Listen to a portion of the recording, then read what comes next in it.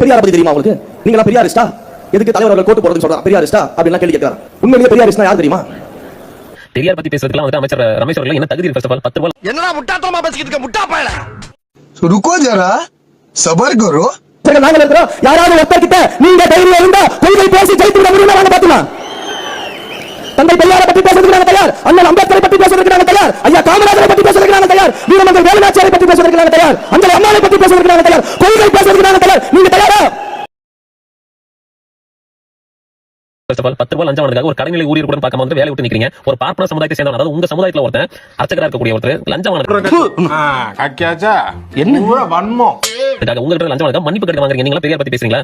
ஒரு பார்ப்பன சமுதாயத்துல வந்து ஒரு கேரக்டர் நீங்க வந்து ஷோகேஸ் பண்றீங்க அந்த இடத்துல. அப்ப உங்க சமுதாயத்தை சேர்ந்தவங்க யாரா இருந்தாலும் மன்னிச்சு நீங்க விட்டுருவீங்க. இதுதான் பெரியார் சொல்லி கொடுத்த கொள்கையா?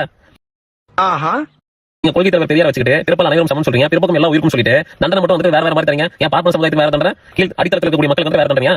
என்ன லாஜிக்ல நீங்க பேசுறீங்க? அப்படியே அதாவது வாய்க்கு வந்தபடி எல்லாம் பேசக்கூடாது. எதா நியாயமா பேசணுமா இல்லையா?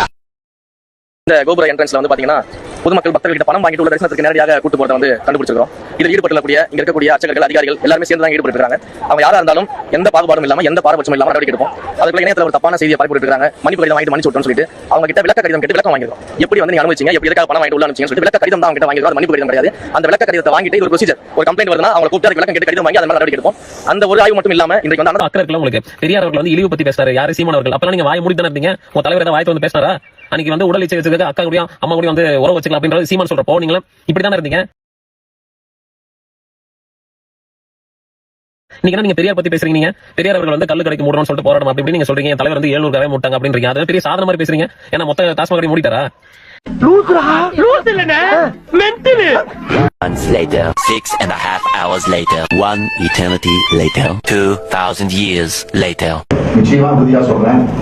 அடுத்த காந்தி ஜெயந்தி பெற்றாட போது தமிழ்நாட்டில் பூரண மதுவிலக்கு தமிழ்நாடு